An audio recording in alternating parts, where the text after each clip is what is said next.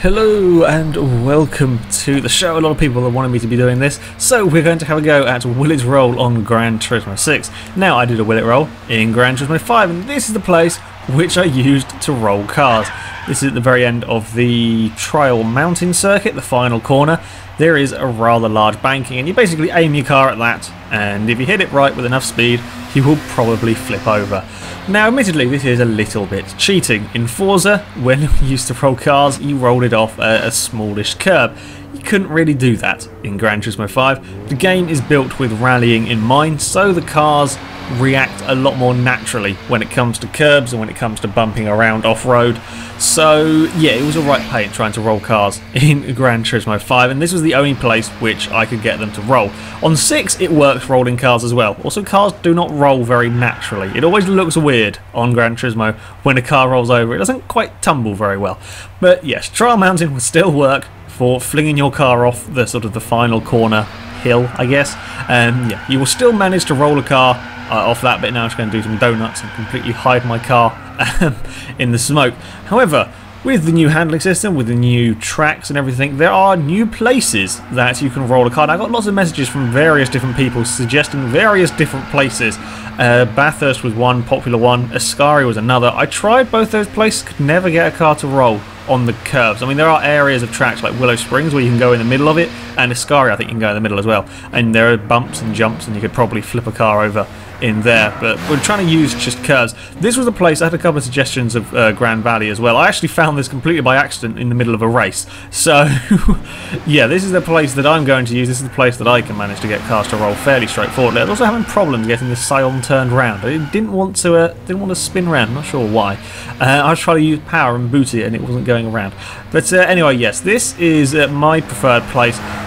Firstly, the camera angles are pretty good on this section. Also, it's a nice easy run up. You can get plenty of speed, so if you're using a slightly slower car, you can get enough speed up to this corner. Also, there isn't a wall sort of straight after it. There is a wall at a bad place, but it's not quite as bad as it could be. Sure enough, you hit the inside curb, and there goes the car. Now I've got it wedged, completely wedged on the wall. Gran Turismo is a little bit better now for the rolling of cars. It doesn't quite get so angsty and instantly put you back on its wheels. It does let you sort of sit there for a little while longer, which is a bit better for this. Yeah, this curb is the best place that I could find, and that I will be using for this video anyway. Because, yeah, as I said, you can get plenty of speed up. The wall is a bit of a pain there, but there was a wall in Forza 1. There's always going to be, unless you can find a curb with a lot of open space around it. Yeah, this is probably the best that I could do. So as you can see, the Scion FRS rolled very, very easily. That was my first 2 attempts with that car. Very straightforward. The Scion is also not a car that you would normally think of rolling straightforwardly. It's a very low, sort of small sports car. So up next we have got a Ford Focus ST. This is one of the 15th anniversary edition ones, so it's slightly more powerful. I was basically going through what cars I had because I was very broke on Gran Turismo at this time. So this is just an assortment of vehicles I have in my garage, not really any sort of theme to it. First attempt, and now we see the problem with the wall there a little bit. It was on its side, it was sliding along, and the wall kind of stopped it. But then the wall also has the other impact of cars will be sliding along. If you clip it at the right way and bounce off, you'll end up on your roof where you might have just skidded along on your side. Yeah, there's nothing I can really do about this.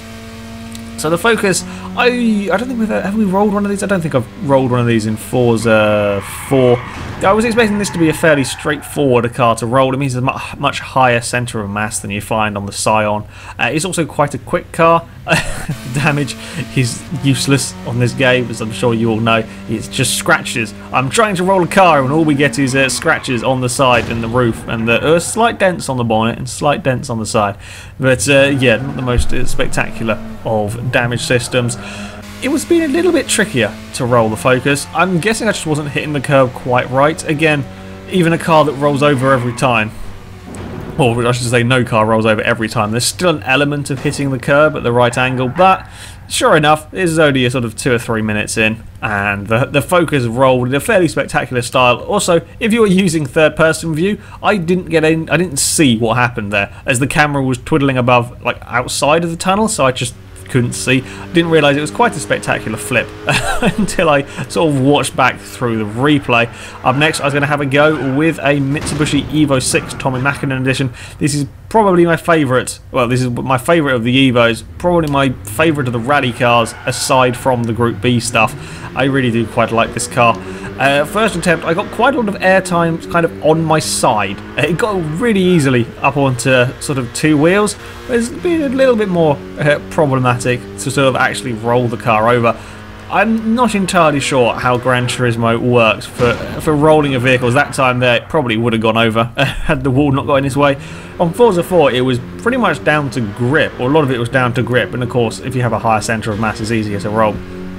On here, it seems to be a little bit different. It's very confusing, and again we got it very close and skidded along on our side, and then it came to rest. Also, the way you attack the curb here is a little, the way I was doing it is a little bit different. On Forza, it would be sort of a little bit more gentle. You just kind of sort of aim at the curb and it would do it, and providing you like held a constant steering angle along the curb, chances are it'd probably go over. Whereas on this one, what I was doing is we would come along sort of alongside the curb, yank the steering wheel very, very quickly to the right, and that is what would cause the cars to roll.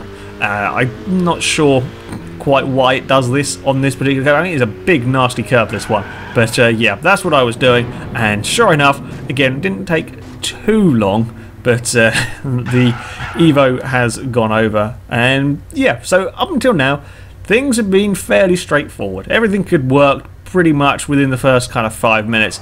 I didn't know what to expect from this. We've got the Shelby GT500. This is another one of the limited collector's edition-y ones, so it's slightly modified, slightly more powerful. Might have handling parts, I don't know. Quite a lot of fun to drive. I do quite like this car. It was nice driving this after the sort of fairly low-powered vehicles I've been driving up until now. You just boot it and it does that, and now it's hitting the camera. Yeah, I like the Shelby. This is a right pain to drive if you're trying to race it properly, because it doesn't handle particularly well, and it doesn't brake very well. It's quite heavy, but it's just good fun to drive. It's also nice being able to do that and get the blooming cars just swung around. It was quite narrow, actually, these tunnels, trying to turn the cars around in the tunnels. Anyway, yeah, this is like one of the most powerful, I think it might even be the most powerful car we use. Yeah, I think it is. This is pretty quick. However, I thought, you don't want to go sort of too fast into the tunnel because it would just smack the wall. So I was a bit cautious. I think I was doing about 90 or 100. And first attempt, we managed to roll the Mustang. So yeah, that's another one. I was expecting this to be a little bit more tricky, but apparently not. By taking it a little bit slower, that seemed to do the trick. And then we're going to do some celebratory donuts. I was just trying to see if I could fill the tunnel with smoke at this point, and the answer is yes, you can quite easily fill the tunnel with smoke. Okay, it's not the most natural looking of smoke, but it's kind of cool. I do quite like this. Forza could do with some form of tyre smoke. Anyway, up next we move on to, again, I didn't quite know what to expect from this. In Forza, Lotus Elise's, I think this is the 190 racing version that I have. Lotus Elises are very easy to roll in Forza because they have an awful lot of grip.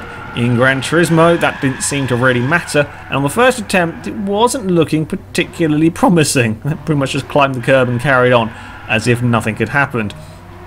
In reality, Lotus Elises should be very, very hard to roll because they are incredibly small, incredibly low to the ground, have as low a centre of mass as possible because this car is all about handling. However, on Forza, it was fairly straightforward. On here, I didn't really know what to expect, but on the second attempt, I got a little bit lucky with a bounce off the wall. I also love how this is one of the standard vehicles, and you will have noticed there was no drive lines or anything to the wheels. But yeah, the Lotus Elise has scratches on it, and it went over, but it did get quite a long way onto its side, so this thing isn't particularly hard to roll either. So the curb was being confusing, and this was going to make things even worse as we have a look at a Mazda 6 touring car. I'm not sure if this is a real touring car or not, but again, not particularly surprising to see a Mazda 6 raced as a touring car. This is a four-wheel drive vehicle, and this is where things got really confusing. So this is a pretty quick car. It's probably the fastest accelerating car up until this point. The Shelby would be quicker, but I only had one attempt and I was going pretty slow when I hit the curb. So this is probably the fastest car, and this is probably the fastest speeds I was trying to hit the curb at. And it wasn't doing anything. Like you saw the first attempt with the Lotus, it didn't really do very much. It's very similar to this. No matter what I did with the Mazda, I couldn't get it to do anything. Now, it's always possible that it is me just sort of slightly missing the curb, but after all of these attempts I would have thought at least one would have shown some sort of attempt to get up on its side. But no. Also the turning circle was, well, I can't decide if it was turning circle was terrible or if me was terrible in turning it. I don't know. It could be the latter. But yeah, there was real problems with the Mazda. I tried different speeds, like you saw with the Shelby. I tried going a little bit slower so I didn't sort of carry too much speed and go straight into the wall. That didn't do anything either. That just was even less effective at getting the car onto two wheels. So now I'm confused. Now I don't know why the Lotus that has a lower centre of mass than this car by quite a bit rolled over on the second attempt. The Shelby rolled over on the first attempt, and this car just wouldn't. It just wouldn't do it. And that was when I was going a bit slow. That's sort of like 90 miles an hour. This a very similar speed as I hit the curb with the Shelby, and it didn't even lift its wheels off the ground. I don't know. I have no idea why the Mazda wouldn't roll. So I went to investigate. I thought maybe it was the speed. Maybe I was hitting the curb quite fast. I did only do a couple of attempts at slower speeds, but maybe because I was hitting the curves quite fast, maybe that did something. So I got a Lamborghini Gallardo. This is very fast, and I went to attack the curbs at sort of decent highish speeds, and the Lamborghini was trying to get up onto two wheels. Again, this is also four-wheel drive. I think these two weigh fairly similar amounts. Maybe the Mazda is a little bit lighter. But yeah, the Lamborghini is the fastest car here. I don't think it's quite as powerful as the Shelby, but I was attacking the curb with a lot more speed with this car. And it seemed to be the faster I hit the curb, the closer it got to rolling. The first attempt I was going a little bit slow because I was being a little bit cautious because I know the Lamborghini was very quick. So the second attempt I took more speed, and that got even closer to rolling. That was terrible manoeuvring. I should have edited that. But yeah, as I carried more speed, the faster I hit the curb, the closer this got to rolling. I don't know. I'm confused now. Sure enough, I think on the third attempt, again, the Lamborghini, it took a lucky bounce off the wall, but it was getting quite a long way onto its side. It got wedged on the wall as well. So, yeah, Lamborghini, fairly straightforward to roll. Now I'm really confused, because the speed obviously isn't a thing, really. You can attack the curve very, very fast, providing you hit it in the right way. You'll get the car to roll.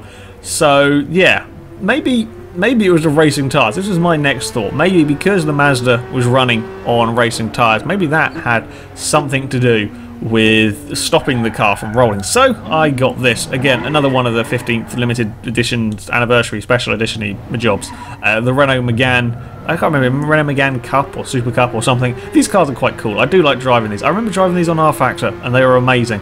Kind of slidey and scary on Gran Turismo, but yeah, the Megane cars are pretty good fun to drive.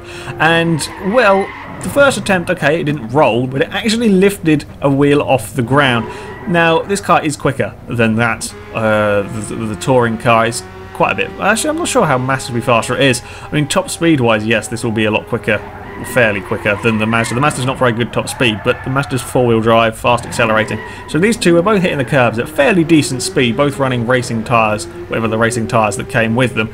And the Megane was looking like it would roll. It was going up on its side, it was skidding along. Okay, it hadn't rolled yet, and again, we got quite a long way. No, actually, no, there was the other one that was quite a long way on its side. That one, not quite as much, may have bumped the walls a few times, but it was actually lifting its wheels off the ground.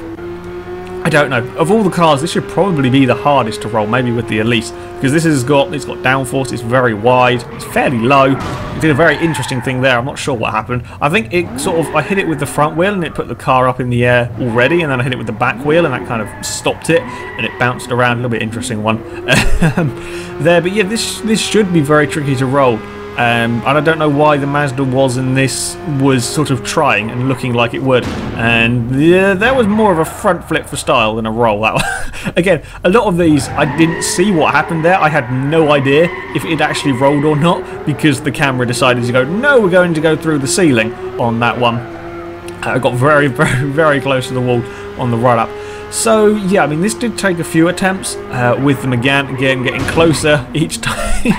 That was an interesting one. I think like when you hit this curve, when you attack the curves here, as I said, it's a very sort of sharp movement I was doing anyway. That's how I was getting them to roll. And I think what was happening is I was hitting it with the front wheel, and that was getting up on its side. And then when I hit it with the back wheel, it caused some problems. Anyway, after sort of 10 minutes, I got them again to roll and spin around, and as I said, not very natural, not very natural rolls that you get on Gran Turismo, but there we go. We have rolled some cars. And I'm not entirely sure what causes these to roll. I don't know why the Mazda didn't work, but some cars have been rolled, and that is what people wanted to see. So there you go, you can roll vehicles on Gran Turismo. It doesn't seem to be quite as clear-cut as to why they rolled as it was on Forza, but maybe there shall be some more investigating on this matter, and we shall come to the bottom of it at some point. We will try anyway, possibly. I don't know. Let me know in the comments if you would like to see some more of this. I will try and figure out what it is that causes the cars to roll, and of course leave suggestions for cars you would like to see rolled potentially. I don't know. Gran Turismo is a little bit hard to work with. The will it roll for like the replays. The replays are really annoying me on here as well. I don't know, if people want to see it, then maybe it will become a series again. Maybe we'll restart it. Although the lack of money in Gran Turismo does pose a rather big problem. But who knows? Let me know in the comments. I'll have a look through. And if loads and loads of people want to see this returned, then maybe it shall make a return. However, that is it for today. So thank you very much for watching. And until next time, goodbye.